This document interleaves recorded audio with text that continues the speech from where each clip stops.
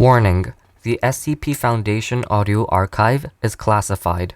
Access by unauthorized personnel is strictly prohibited. Perpetrators will be tracked, located, and detained.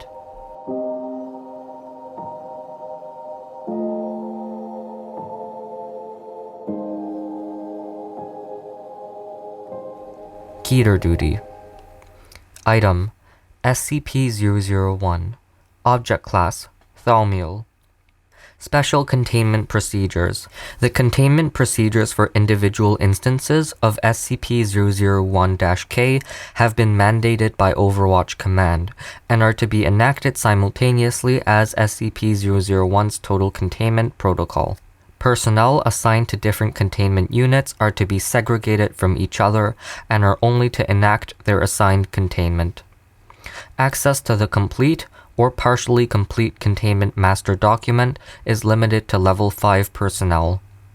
In the event that personnel attempt to learn the overall containment procedures of SCP-001 or attempt to expose different SCP-001-K instances to each other, they are to be given Class V amnestics and be removed from their assignment.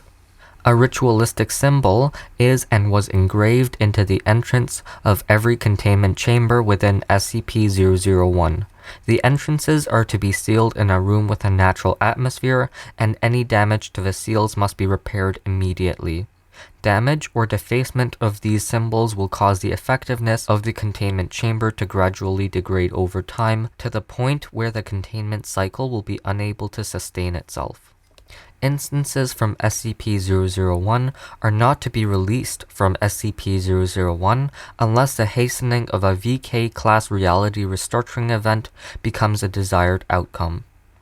If the Overwatch Council approves the measure unanimously, Foundation personnel will be contacted by a Level 6 personnel for further instructions.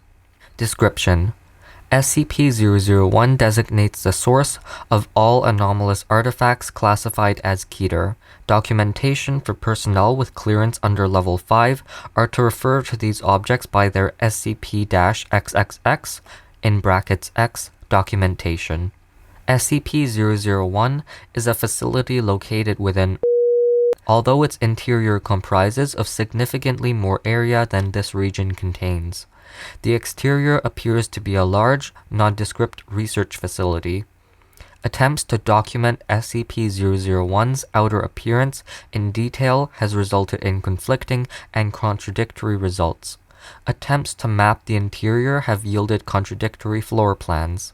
SCP-001's interior space is roughly equivalent to an office or military complex with enough space and facilities to support 450 people. There are 774 SCP-001-K instances currently known to exist.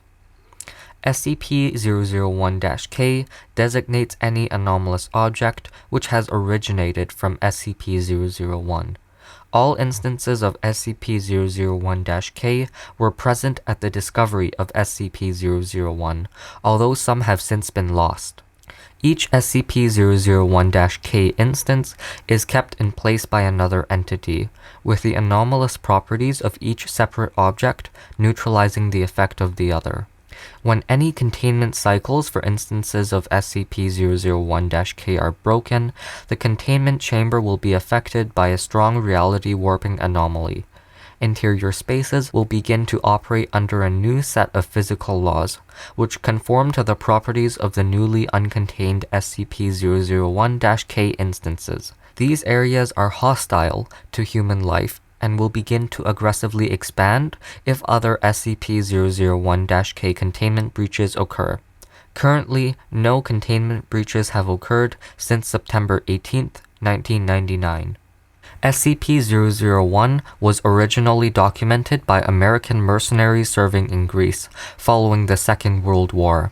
Once the anomalous properties became apparent, several organizations claimed control over the area, but the group was able to prevent SCP-001 from falling into outside control. Control over SCP-001 was voluntarily turned over to the Foundation in 1949.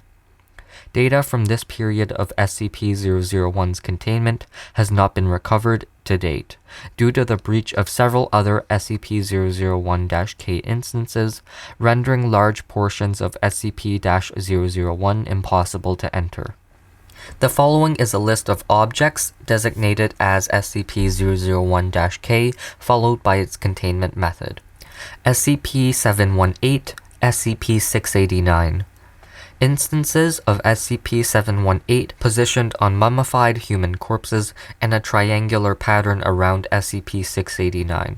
Occasionally, all instances will simultaneously look away, causing SCP-689 to manifest on and terminate the SCP-718 processes, which will cause additional SCP-718 to form. Instances of SCP-718 will then resume observation, manipulating SCP-689 back to its original position via the eye stalks. SCP-990 and SCP-122. SCP-122 entities appear to be retaining SCP-990 within the physical world by keeping it asleep in perpetuity, using their bodies to muffle outside sound, and whispering bedtime stories to SCP-990. Other SCP-122 entities have covered the walls, ceilings, and floors of the chamber to block away all outside light sources. SCP-1178 and SCP-1984. SCP-1178 is suspended within a large cubicle chamber, being constantly pursued by SCP-1984. 6 distinct chase patterns exist, which alternate on an apparently random basis.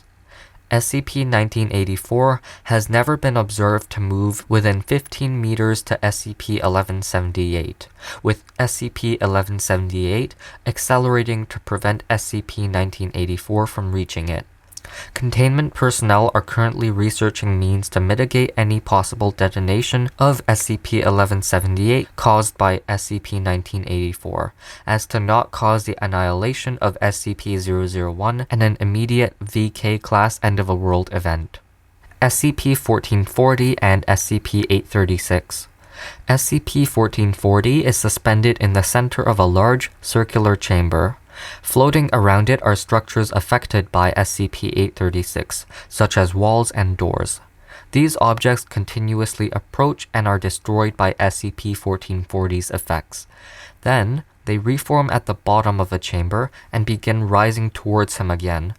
SCP-1440 claims that he is imprisoned by a father, but has not provided any additional information. It is not known why SCP-1440's effects have not destroyed SCP-001. SCP-1048 and SCP-1055. As SCP-1055 gains additional mass, instances of SCP-1048 continuously tear it apart to construct new instances of themselves. SCP-1055 is fully mobile and will attempt to destroy all instances of SCP-1048 which approach it. These remains will be reconstructed as additional SCP-1048 instances are made to repair them. Currently, there are an estimated number of SCP-1048 instances within the chamber, with a capacity of more. SCP-1295 and SCP-871. All 4 SCP-1295 entities are continuously served instances of SCP-871 by a blonde female humanoid in a waitress outfit. Footnote 1, which appears to be part of SCP-001. They continuously retrieve instances of SCP-871 from a wooden table and bring them back to the SCP-1295 entities. All 4 entities can be heard complaining about the lackluster menu designs, although praising the quality and variety of food found provided by SCP-871.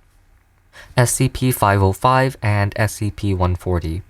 SCP-505 has been suspended above SCP-140, writing at least 15 7,000-word volumes of text. Footnote 2, written in ancient Greek script. This regards the Daevite culture and civilization.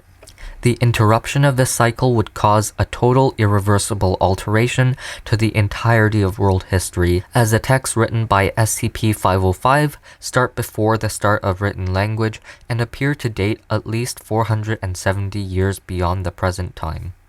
SCP-231. N.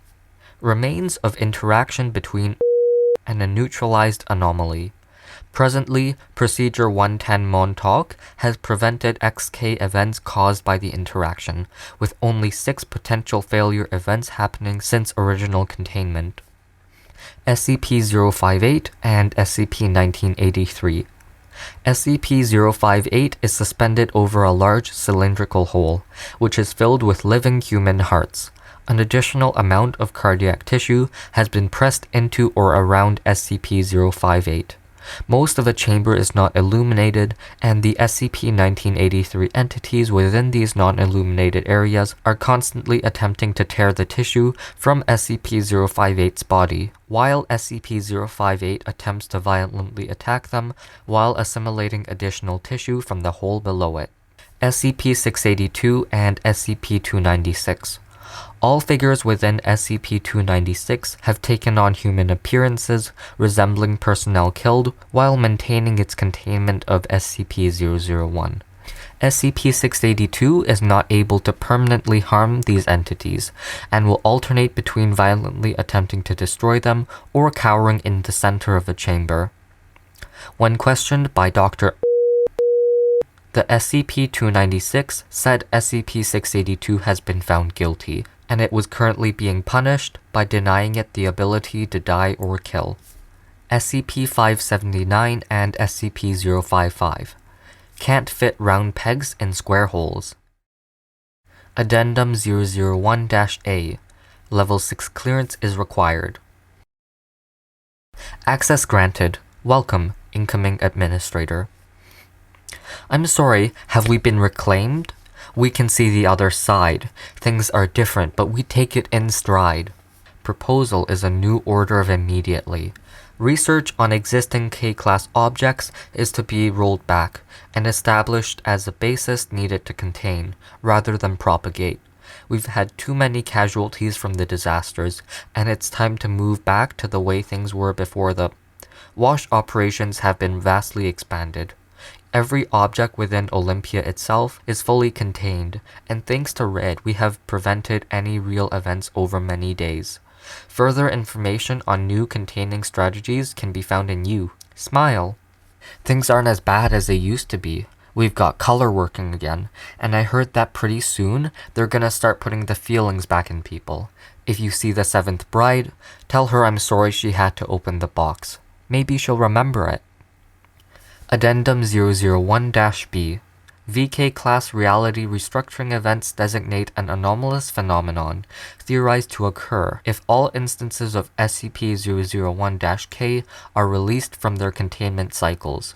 If all instances of SCP-001-K were to be released from containment, this event could potentially alter everything within the universe as known to be operating under non-anomalous physical laws. Research into allowing the Foundation to continue to exist in this scenario and protect the new universe from the remains of our current reality is ongoing. The next part will be uploaded to this audio archive in a few days. Due to the length of some of these stories, I unfortunately will have to skip some of them, so we will be finishing SCP-001, what I will be able to read in the next few 8 episodes, I'll say. Of course, you can always access these episodes early and ad-free on Patreon, and if you don't want to use Patreon, you can also donate once. For more information and links, please see the show notes. Please remember to rate and review on your favorite podcast app, and also remember that we are available on YouTube.